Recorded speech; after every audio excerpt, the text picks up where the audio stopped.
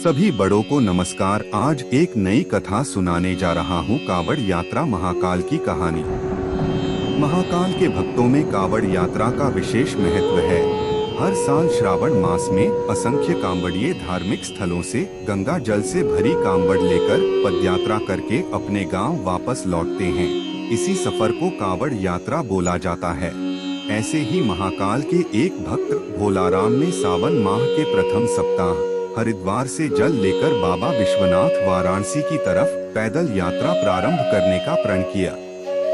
यह कांवड़ यात्रा आज तक की सबसे लंबी दूरी की यात्रा बनने वाली थी। भोलाराम के इस ऐलान से आसपास के गांव में खलबली मच गई, क्योंकि भोलाराम शारीरिक तौर पर ज्यादा मजबूत नहीं था, लेकिन फिर भी उसने इतना बड़ा संकल्प कर लिया था कि जहां बड़े बड़े भक्त घुटने टेक दें। भोलाराम के परिवार वाले उसे समझाने की बहुत कोशिश करते हैं, लेकिन भोलाराम का संकल्प अटूट था। उसने ठान लिया था कि अब उसका कोई साथ दे या ना दे, वह कांवड़ लेकर अकेला ही जाएगा।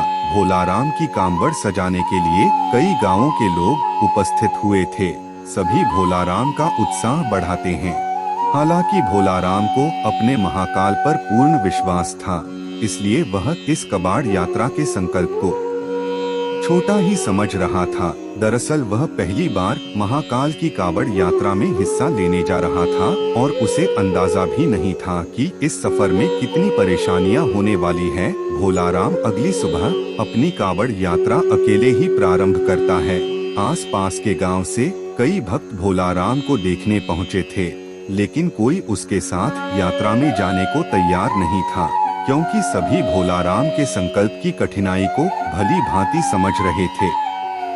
भोलाराम धीरे धीरे कदम बढ़ाने लगता है। भोलाराम की कांवड़ का वजन लगभग 70 किलो था, जो कि उसके शारीरिक वजन से 10 किलो अधिक था। भोलाराम कुछ ही दूर आया था कि महाकाल उसकी परीक्षा लेना शुरू कर देते हैं। भोलाराम की कांवड़ से पानी टपकने लगता है। भोलाराम पानी की मटकियों को चेक करता है तो उसे एक मटकी में छोटा सा छेद दिखाई देता है। भोलाराम मटकी का छेद बंद करने की बहुत कोशिश करता है, लेकिन उसके पास ऐसी कोई वस्तु नहीं होती जिससे पानी की धार रोकी जा सके। वह महाकाल का नाम लेकर आगे बढ़ने लगता है। अचानक उसे रास्ते में एक मजदूर दिखाई देता है जो रोड बनाने के काम में लगा हुआ था, और वह आग के पास खड़ा होकर डामर गर्म कर रहा था। भोलाराम को तुरंत तरकीब सूझी। वह मजदूर के पास जाकर थोड़ा सा डामर लेकर मटकी के छेद में लगा देता है और डामर लगते ही पानी टपकना बंद हो जाता है। भोलाराम मजदूर को धन्यवाद देते हुए आगे बढ़ जाता है। समस्या का समाधान होते ही भोलाराम का उत्साह दोगुना हो गया था और उसकी यात्रा की गति बढ़ चुकी थी। 4 घंटों की यात्रा होते ही भोलाराम बहुत थक जाता है और रोड के किनारे एक पेड़ के पास बैठ जाता है। भोलाराम अपने साथ कुछ खाने पीने की सामग्री रखकर लाया था, जिसे निकालकर वह खाने लगता है। खाना खाने के बाद भोलाराम को नींद आ जाती है और वह पेड़ से टिककर सो जाता है। उसी सड़क से 2 राहगीर गुजर रहे होते हैं। अचानक उनकी नजर भोलाराम पर पड़ती है। वह पेड़ से टिका हुआ सो रहा होता है और उसके बगल में एक थैला और कांवड़ रखी होती है। ये दोनों राहगीर आदतन अपराधी थे। भोलाराम का थैला चोरी करने के विचार से दोनों उसकी तरफ बढ़ने लगते हैं। भोलाराम के थैले में कुछ पैसे और उसके यात्रा में उपयोग होने वाली जरूरी वस्तुएं रखी हुई थी। दोनों राहगीर जैसे ही भोलाराम का थैला उठाते हैं, दहशत से उनके पांव कांपने लगते हैं, क्योंकि थैला उठाते ही भोलाराम के सर के ऊपर एक बहुत विशाल सांप फन फैलाए खड़ा हो जाता है। सांप को देखते ही थैला छोड़कर दोनों दुम दबाकर भाग जाते हैं। भोलाराम को सोते हुए पूरी रात गुजर जाती है। उसे इस घटना की भनक तक नहीं लगती और जैसे ही वह सुबह उठकर देखता है कि उसका थैला थोड़ा दूर पड़ा हुआ है, उसे समझ में आ जाता है कि किसी ने चोरी करने की कोशिश की थी, लेकिन उसे ताज्जुब होता है कि चोरों ने थैला छोड़ क्यों दिया था। भोलाराम तुरंत थैले में अपना सामान देखता है। उसे सभी चीजें व्यवस्थित मिलती है वह अपनी नित्य क्रिया करके कावड़ यात्रा पुनः प्रारंभ कर देता है। भोलाराम को महाकाल की यात्रा में आनंद आने लगा था। भोलाराम को रास्ते में कांवड़ ले जाते देख कई श्रद्धालु खाने पीने की वस्तुएं और पैसे उसे भेंट करते हैं। भोलाराम को सफर करते हुए 8 दिन गुजर चुके थे और अभी तक उसने आधा ही सफर तय किया था।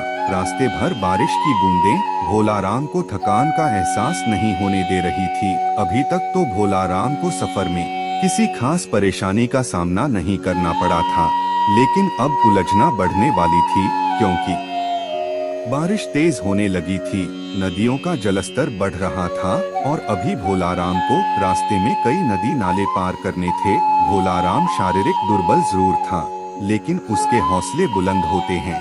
महाकाल की भक्ति ने उसे ऐसा साहस दिया था कि वह अपनी कावड़ यात्रा को बिना रोके आगे बढ़ता जा रहा था। अचानक भोलाराम को लोगों की भीड़ दिखाई पड़ती है।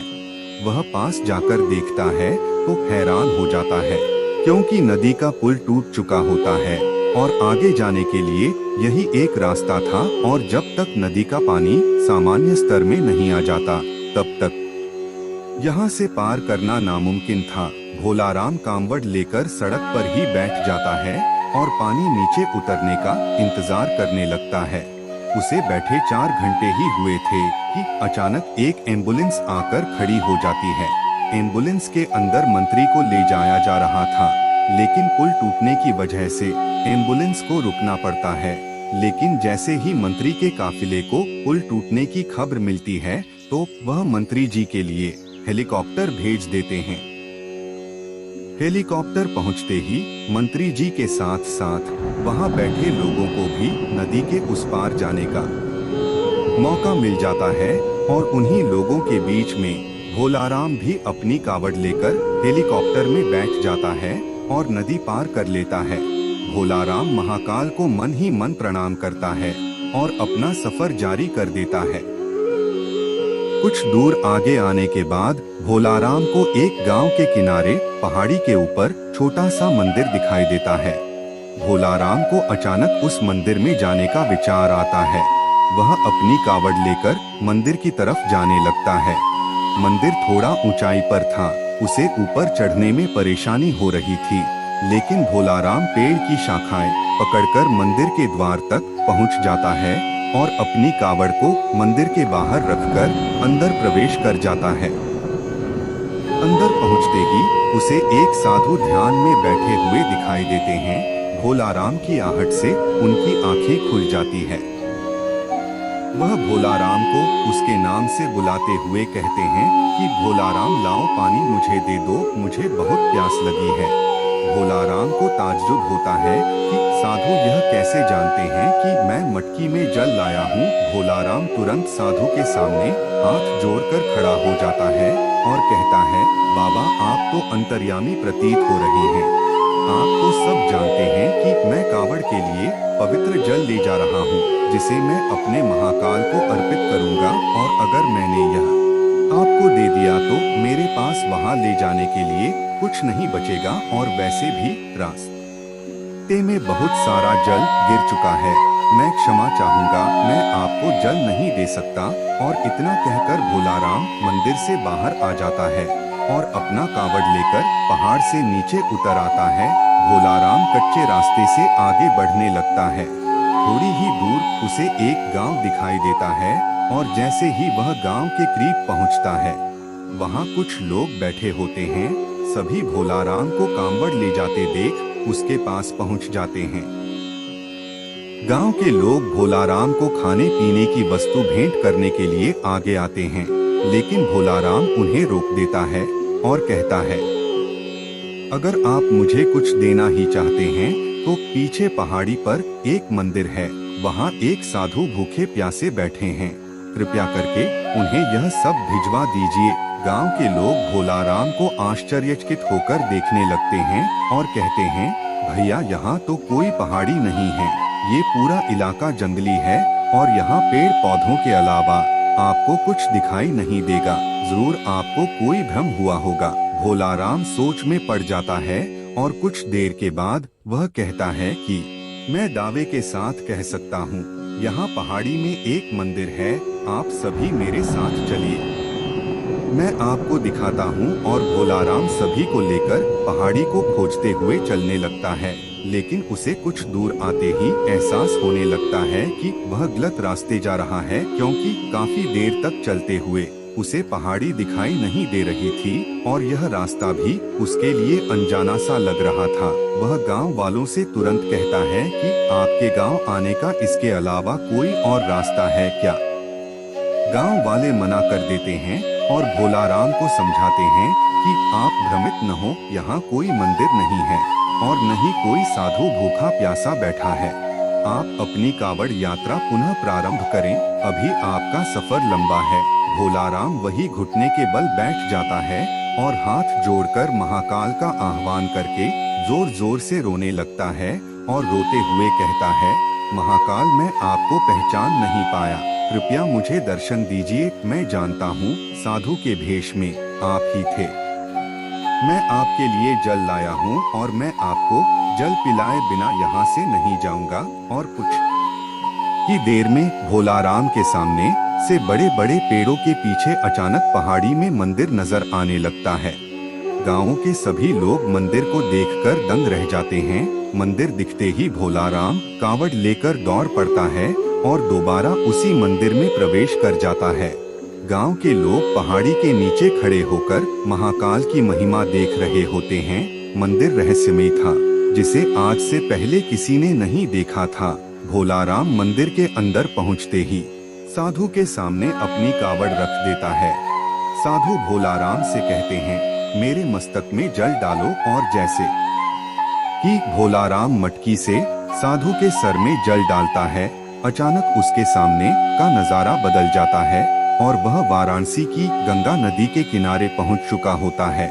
उसे कुछ समझ में नहीं आता, क्योंकि अभी यहाँ तक पहुँचने के लिए उसे 5 दिन का सफर और करना था, लेकिन यह सफर पलक झपकते ही पूरा हो चुका था। महाकाल की महिमा को वह समझ चुका था। भोलाराम की आंखों में आंसू आ जाते हैं और वह गंगा नदी के किनारे महाकाल के ध्यान में बैठ जाता है। भोलाराम की कावड़ यात्रा स्वयं महाकाल ने संपन्न की थी, जिससे भोलाराम का जीवन धन्य हो गया था और उसकी कावड़ यात्रा भी पूरी हो गई।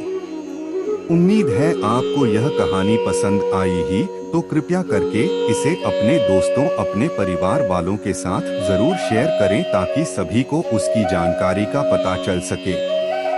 दोस्तों, इस वीडियो में बस इतना ही। मिलते हैं अगले वीडियो में। अपना ख्याल रखिएगा। कृपा करके आप मेरे चैनल को सब्सक्राइब करें और मेरी वीडियो को लाइक करें, ताकि मुझे धार्मिक वीडियो बनाने का हौसला मिलता रहे और आप सबका प्यार भी मिलता रहे। कृपया मेरे चैनल को सब्सक्राइब करें। अब मैं मिलता हूँ आपको अगली वीडियो में।